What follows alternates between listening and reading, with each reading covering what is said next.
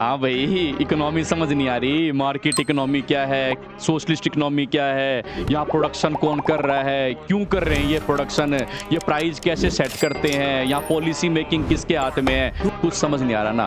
But थोड़ी देर रुक जाओ, थोड़ी देर में सारे डाउट्स क्लियर हो जाएंगे कि ये दो इकोनॉमी क्या है, इनको कैसे रन किया जा रहा है, इनको कैसे चलाया जा रहा है। सबसे पहले बात करते हैं बेटे मार्केट इकोनॉमी की, जिसका दूसरा नाम बेटे कैपिटलिस्ट इकोनॉमी। हिंदी में से कहते हैं बाजार अर्थव्यवस्था या पूंजीवाद। बेटे तो नाम से पता लग रहा है पूंजीवादी लोग, पैसे वाले लोग, कैपिटलिस्ट होल्डर, मतलब जिनके पास बेटे पैसा है ना वो इनको चला रहे हैं। इसका मतलब यहाँ बात किसकी हो रही है बेटे, प्राइवेट सेक्टर की बात हो रही है। किस इकोनॉमी को चला कौन रहे हैं, प्राइवेट सेक्टर। इकोनॉमी को चलाने का मतलब क्या बेटे, इकोनॉमी स्टार्ट कैसे होगी, इकोनॉमी स्टार्ट होगी बेटे प्रोडक्शन करने से, क्योंकि प्रोडक्शन होगा तभी जाके जीडीपी बढ़ेगी, प्रोडक्शन होगा तभी जाके इंप्लॉयमेंट बढ़ेगी बेटे, प्रोडक्शन होगा तभी जाके लोगों की इनकम बढ़ेगी, प्रोडक्शन होगा तभी इनकम बढ़ेगी, तभी लोग गुड्स और सर्विस कंज्यूम कर पाएंगे। जब वो गुड्स और सर्विस कंज्यूम करेंगे तभी जाके फिर डिमांड होगी, फिर डिमांड होगी तो बेटे फिर प्रोडक्शन होगा, फिर डिमांड होगी, फिर प्रोडक्शन होगा। इस तरह से बेटे इकोनॉमी चलेगी। तो कहा जाता है इकोनॉमी को चलाने के लिए सबसे पहला जो मेन काम होता है बेटे वो होता है प्रोडक्शन का। तो सवाल पूछा गया कि कैपिटलिस्ट इकोनॉमी में प्रोडक्शन बेटे करता कौन है, तो यहाँ बेटे प्रोडक्शन प्राइवेट सेक्टर कर रही होती है। एग्जाम्पल प्राइवेट स्कूल्स हो गए, प्राइवेट हॉस्पिटल्स हो गए, ये बेटे यहाँ प्रोडक्शन कर रहे हैं, और भी जो मल्टीपल फॉर्म्स हैं। वहीं अगर हम दूसरी बात करें सोशलिस्ट इकोनॉमी की, सेंट्रली प्लान्ड इकोनॉमी की, तो ये नाम से बता रहा है बेटे समाजवादी। समाज को साथ लेकर चलना है, हर एक को साथ लेकर चलना है। हर एक को साथ लेना मतलब कि यहाँ पर रिच क्लास भी है, मिडिल क्लास भी है, पुअर क्लास भी है, हर एक को साथ लेकर चलना है। तो हम तो जानते बेटे प्राइवेट सेक्टर तो ये पॉसिबल है नहीं, क्योंकि प्राइवेट सेक्टर बेटे प्रॉफिट के लिए काम करेगा, अपने लाभ को अधिकतम करने के लिए काम करेगा। तो प्राइस क्या रखेगा, हाई रखेगा। जो प्राइस हाई रखेगा तो जो पुअर क्लास है बेटे वो कंज्यूम नहीं कर पाएगी, वो अफोर्ड नहीं कर पाएगी। तो हर एक को साथ कैसे हुआ, तो इसलिए हर एक को साथ लेके चलने के लिए यहाँ पर बेटे गवर्नमेंट आगे आती है, और यहाँ पर प्रोडक्शन कौन करता है बेटे, गवर्नमेंट सेक्टर। तो बेटे पहला फर्क क्या हो गया, इस इकोनॉमी का आगे बढ़ाने का जो काम है वो जिम्मा किसने उठा रखा है, प्राइवेट सेक्टर ने। और इस इकोनॉमी को आगे बढ़ाने का जो जिम्मा उठा रखा है बेटे वो उठा रखा है गवर्नमेंट सेक्टर ने। अब दूसरी बात बेटे, अगर प्राइवेट सेक्टर प्रोडक्शन कर रही है तो क्यों कर रही है, तो ये तो आपको पता ही होगा बेटे, प्राइवेट काम करता है अपने प्रॉफिट के लिए। मैं पढ़ा रहा हूं किसके लिए, अपने प्रॉफिट के लिए।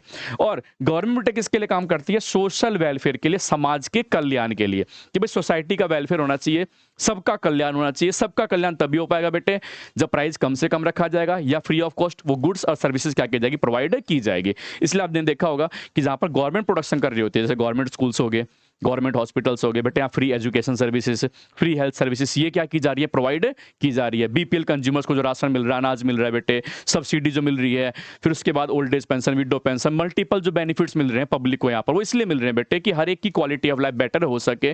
वो सभी लोग जो अर्न नहीं कर रहे हैं या अर्न कर रहे हैं तो बहुत कम अर्न कर रहे हैं बेटे, उनकी भी क्वालिटी ऑफ लाइफ बेटर हो सके, उनका लिविंग स्टैंडर्ड बेटर हो सके। स्पेशली जो वीकर सेक्शन है, जो कमजोर वर्ग है, जो फाइनेंशियली काफी वीक है, उनकी क्वालिटी ऑफ लाइफ को भी अपग्रेड किया जा सके, ऊपर उठाया जा सके। तो ये जिम्मा बेटे किसने उठाया, गवर्नमेंट सेक्टर ने। इसलिए कहा था जहां प्रोडक्शन गवर्नमेंट करती है उनका मेन मोटिव क्या होता है बेटे, सोशल वेलफेयर। अगली बात करते हैं बेटे प्राइस की, कि यहाँ प्राइस कौन सेट करता है मार्केट इकोनॉमी में। तो देखो बेटे नाम से पता लग रहा है मार्केट इकोनॉमी, मतलब जिस इकोनॉमी को मार्केट रन कर रही है, बाजार चला रही है। और बेटे बाजार दो लोगों से मिलकर बनता है, बायर और सेलर। तो बेटे नाम से पता लग गया कि अगर इकोनॉमी मार्केट है, मार्केट चला रही है उस इकोनॉमी को, तो बेटे मार्केट अकेले बायर या अकेले सेलर से नहीं चल सकती। सेलर अपनी मर्जी कुछ प्राइस ले ले, बायर खरीद देगा ही नहीं। बायर खरीदना चाह रहा है कम से कम प्राइस पे, सेलर बेटे बेचेगा ही नहीं। तो इसका मतलब यहाँ पर बायर और सेलर दोनों को एग्री होना पड़ेगा बेटे किसी एक प्राइस पे गुड्स और सर्विसेज को बाय और सेल करने के लिए। बेटे बायर क्या करेगा, बायर करेगा बेटे डिमांड, ये देखो डिमांड, और सेलर क्या करेगा बेटे, सप्लाई। बायर गुड्स बाय करना चाहेगा और सेलर गुड्स सेल करना चाहेगा। तो इसका मतलब डिमांड और सप्लाई जिस पॉइंट पे बेटे इंटरसेक्ट करेंगी ना, कटेंगी, वहां से एक जो प्राइस निकलेगा, ये जो प्राइस होगा ना बेटे, ये प्राइस कहलाएगा इक्विलिब्रियम प्राइस। ये आप सबसे आखिरी चैप्टर जब आएगा ना माइक्रो का बेटे, वहां पढ़ोगे कि प्राइस सेट होता कैसे। बेसिक अभी बस ब्रीफ में समझ लो कि यहाँ पर इकोनॉमी को मार्केट चला रही है तो मार्केट ही प्राइस सेट करेगी। मार्केट प्राइस सेट करेगी इसका मतलब बायर और सेलर ये दोनों मिलकर बेटे प्राइस सेट करेंगे, ये दोनों मिलकर एक प्राइस पे एग्री होंगे बाय और सेल करने के लिए। अब यहाँ प्रोडक्शन कौन कर रहा है बेटे, गवर्नमेंट। प्रोडक्शन गवर्नमेंट कर रही है तो गवर्नमेंट को पता है बेटे सोशल वेलफेयर का ऑब्जेक्टिव क्या करना है, मैक्सिमाइज करना है। अब सोशल वेलफेयर का ऑब्जेक्टिव बेटे कैसे मैक्सिमाइज होगा, हाई प्राइस पे तो पॉसिबल है नहीं। तो इसका मतलब यहाँ पर गवर्नमेंट जो गुड्स और सर्विसेज प्रोवाइड करेगी उसके लिए प्राइस या तो कम से कम रखेगी बेटे, या फ्री ऑफ कॉस्ट क्या करेगी, वो गुड्स और सर्विसेज प्रोवाइड करेगी ताकि हर एक व्यक्ति उसे इजीली अफोर्ड कर सके। तो यहाँ पर बेटे प्राइस सेट करने का काम किसका है, गवर्नमेंट का है। अगली बात आती है बेटे पॉलिसी मेकिंग की। पॉलिसी मेकिंग का मतलब बेटे इकोनॉमी को आगे चलाने के लिए जो पॉलिसी फॉर्मुलेट की जाएगी, जो नीतियों का निर्माण किया जाएगा, अलग अलग पॉलिसियां जो बनाई जाएगी, कौन प्रोडक्शन करेगा, कैसे प्रोडक्शन करेगा, किसके लिए प्रोडक्शन होगा नहीं होगा, मल्टीपल जो बेटे डिसीजंस है ना, ये कौन लेगी। मतलब इकोनॉमी में लॉ एंड ऑर्डर कौन सेट करेगा, कौन प्रोडक्शन करेगा कौन नहीं करेगा, लाइसेंस देना काम ये किसके हाथ में होगा। तो बेटे ये सारा काम ना हमेशा गवर्नमेंट के हाथ में होता है। लॉ एंड ऑर्डर को मेंटेन करना ये किसके हाथ में होता है बेटे, गवर्नमेंट के हाथ में। क्यों, अगर ये खुला छोड़ दिया, प्राइवेट सेक्टर को दे दिया ना बेटे, तो सारे कानून जो बनाए जाएंगे ना, वो जिसके हाथ में जो कानून बनाना होगा वो हमेशा अपने बेनिफिट के लिए बेटे कानून बनाएगा कि उसका फायदा हो उस कानून में। तो इसलिए बेटे कानून बनाना है काम, लॉ एंड ऑर्डर को मेंटेन करना है काम, पॉलिसी मेकिंग काम, ये हमेशा किसका होता है बेटे, गवर्नमेंट का होता है। तो ये मैटर नहीं करता इकोनॉमी मार्केट है या इकोनॉमी सोशलिस्ट है, कैसी भी इकोनॉमी क्यों ना हो बेटे, हमेशा पॉलिसी मेकिंग किसके हाथ में रहेगी बेटे, गवर्नमेंट के हाथ में होगी कि कौन प्रोडक्शन करना है, लाइसेंस देना है, किसको देना है, किसको नहीं देना, ये डिसीजन हमेशा गवर्नमेंट लेगी। लॉ एंड ऑर्डर कैसे मेंटेन करना है, कानून व्यवस्था कैसे बना के रखनी है, ये सारे डिसीजन बेटे कौन लेगी, गवर्नमेंट ही लेगी, ये प्राइवेट सेक्टर को नहीं दिया जाता। आगे बात करते हैं बेटे। अब सवाल आता है कि अगर हमारी इकोनॉमी, जैसे हमारी तो वैसे मिक्स्ड इकोनॉमी है इंडिया, लेकिन अगर मान लो कि हमारी इकोनॉमी कैपिटलिस्ट इकोनॉमी हो या मार्केट इकोनॉमी हो, तो इससे हमें क्या क्या फायदे होंगे बेटे। तो ये तो आप सब जानते हो अच्छे से कि अगर गुड्स प्राइवेट सेक्टर प्रोड्यूस कर रहा है ना, नो डाउट हमसे प्राइस तो ले रहा है बेटे, ज़्यादा प्राइस भी ले रहा है हमसे, लेकिन नो डाउट वो क्वालिटी के साथ कभी भी कॉम्प्रोमाइज नहीं करता। तो जहाँ बेटे प्राइवेट सेक्टर प्रोडक्शन करेगा ना, वो हमेशा क्वालिटी क्या रखेगा, हाई प्रायोरिटी पे रखेगा। क्यों रखेगा, क्योंकि उसे पता है वो प्राइस ज़्यादा लेने लग रहा है। अगर बेटा वो प्राइस ज़्यादा ले रहा है और वो क्वालिटी कम देगा, बेकार क्वालिटी देगा, तो क्या एज अ कंज्यूमर आप उसके गुड्स बाय करोगे। भाई आप कस्टमर हो और आपके लिए बेटे क्वालिटी सबसे मैटर करती है, आपकी सेटिस्फैक्शन आपके लिए मैटर करती है। और आप अगर बेटे पैसा खर्च कर रहे हो ना, तो आप हमेशा ये एक्सपेक्ट करोगे कि अगर मैं पैसा खर्च कर रहा हूँ तो मुझे उसके बराबर की वैल्यू, उसके बराबर की वर्थ वो मुझे मिलनी चाहिए। तो बेटे जहां प्रोडक्शन प्राइवेट कर रही होगी ना, वो हमेशा क्वालिटी क्या रखेगी, हाई प्रायोरिटी पे रखेगी, वो सबसे अच्छी से अच्छी क्वालिटी देने की कोशिश करेगी। तो इसलिए कहा जाता है जहां प्रोडक्शन प्राइवेट करता है वहां बेटे क्वालिटी क्या होगी, बढ़िया होगी। क्वालिटी अगर बढ़िया होगी नो डाउट, तो हम बेटे डिमांड भी उसकी क्या करेंगे, ज्यादा से ज्यादा करेंगे। छोटा सा एग्जाम्पल लेता हूँ बेटे, अगर मैं बढ़िया पढ़ाऊंगा तो आप मेरी डिमांड करोगे, मतलब मुझसे पढ़ना चाहोगे, है ना। तो अगर क्वालिटी बढ़िया होगी बेटे, तो उस चीज़ की डिमांड मार्केट में क्या हो जाएगी, बढ़ जाएगी। और बेटे जब डिमांड बढ़ेगी तो प्रोडक्शन बढ़ेगा, प्रोडक्शन बढ़ने मतलब बेटे मल्टीपल ब्रांचेस बनाई जाएंगी। क्यों भाई, अलग अलग जगह बच्चे पढ़ना चाह रहे हैं तो अलग अलग जगह बेटे सेंटर खोलने पड़ेंगे, ऑफलाइन सेंटर खोलने पड़ेंगे, बच्चे को ऑफलाइन पढ़ना चाह रहे हैं या जैसे ही पढ़ना चाह रहे हैं, तो कुल मिला के बेटे ब्रांचेस बढ़ानी पड़ेंगी मुझे अपनी। तो क्या होगा, अगर मैं अच्छी क्वालिटी दूंगा तो बायर मेरी डिमांड करेगा, मतलब मेरी सर्विसेज की डिमांड करेगा, एजुकेशन सर्विसेज की। और अगर बायर मेरी डिमांड करेगा तो मैं अपना प्रोडक्शन बढ़ा दूंगा, मैं प्रोडक्शन ज्यादा करना शुरू कर दूंगा। एक छोटा सा एग्जांपल बेटे, मान लो मैं ऑफलाइन क्लास में पढ़ा रहा हूँ, उसमें सीटिंग कैपेसिटी 60 बच्चों की है, वो क्लास भर गई, 50 बच्चे और पढ़ना चाह रहे हैं, तो मुझे एक बड़ा स्पेस लेना पड़ेगा, बड़ा एरिया लेना पड़ेगा। और बच्चे पढ़ना चाह रहे हैं और बड़ा एरिया लेना पड़ेगा बेटे। तो कहने का मतलब क्या हुआ, अगर मेरी डिमांड बढ़ेगी ना तो मुझे अपना प्रोडक्शन बढ़ाना पड़ेगा, तो प्रोडक्शन बढ़ेगा। और जब प्रोडक्शन बढ़ेगी तो एक ऐसा लेवल भी आ जाएगा, एक ऐसा टाइम भी आ जाएगा, तो अकेले मेरे से सब संभालना पॉसिबल नहीं होगा। तो मैं क्या करूँ बेटे, मैन पावर हायर करने शुरू कर दूंगा, स्टाफ्स रखने शुरू कर दूंगा, टीचिंग स्टाफ हायर करने शुरू कर दूंगा। देखूँ हाँ भाई कौन अच्छा पढ़ा सकता है, उन्हें हायर कर लिया मैंने बेटा, वो मेरी बिहाफ पे पढ़ाएंगे अलग अलग जगह पे। तो बेटे होगा क्या, अगर मैं अच्छी क्वालिटी दूंगा तो मेरी डिमांड बढ़ेगी, मेरी डिमांड बढ़ेगी तो मेरा प्रोडक्शन बढ़ेगा, अब प्रोडक्शन बढ़ेगा तो मुझे ज्यादा मैन पावर की जरूरत पड़ेगी, तो देश में इंप्लॉयमेंट भी क्या होगी बेटे, बढ़ जाएगी, रोजगार क्या हो जाएगा, बढ़ जाएगा। और बेटे जब रोजगार बढ़ेगा ना, तो वो सभी लोग जिनके पास पहले काम धंधा नहीं था, जब उन्हें जॉब मिलेगी ना बेटे, तो उनकी इनकम क्या होगी, बढ़ेगी। और जब इनकम बढ़ेगी ना बेटे, तो उनका लिविंग स्टैंडर्ड भी क्या होगा, बढ़ेगा। वो अच्छी क्वालिटी गुड्स और अच्छी क्वालिटी की सर्विसेज वो कंज्यूम करना स्टार्ट कर देंगे, तो कुल मिला के बेटे लिविंग स्टैंडर्ड उन सभी का बढ़ जाएगा। तो ये बेटे बेनिफिट है किस इकोनॉमी का, मार्केट इकोनॉमी का। अब बात करते हैं बेटे सोशलिस्ट इकोनॉमी की। यहाँ फायदा क्या है, तो जैसा कि मैंने आपको कहा बेटे कि प्राइवेट सेक्टर में क्या होगा, प्राइवेट इकोनॉमी में क्या होगा, मार्केट इकोनॉमी में क्या होगा बेटे, प्राइस चार्ज किया जाएगा। अब बेटे प्राइस रिच दे देगा, मिडिल क्लास भी दे देगा, लेकिन क्या पुअर क्लास दे पाया।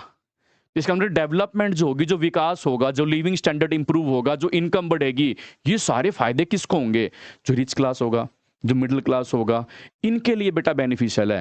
लेकिन हम पुअर क्लास की बात करें तो अफोर्ड ही नहीं कर पाएंगे उनके गुड्स, उनकी सर्विसेज। जब अफोर्ड नहीं कर पाएंगे तो इसका वो चीज़ें बाई नहीं कर पाएंगे, जब बाई नहीं कर पाएंगे तो क्या उनकी बेटे रिक्वायरमेंट जो है वो पूरी हुई, क्या उनकी नीड्स और वांट्स पूरी हुई, तो उनके लिए बेटे कौन आती है? गवर्नमेंट रोल में आती है।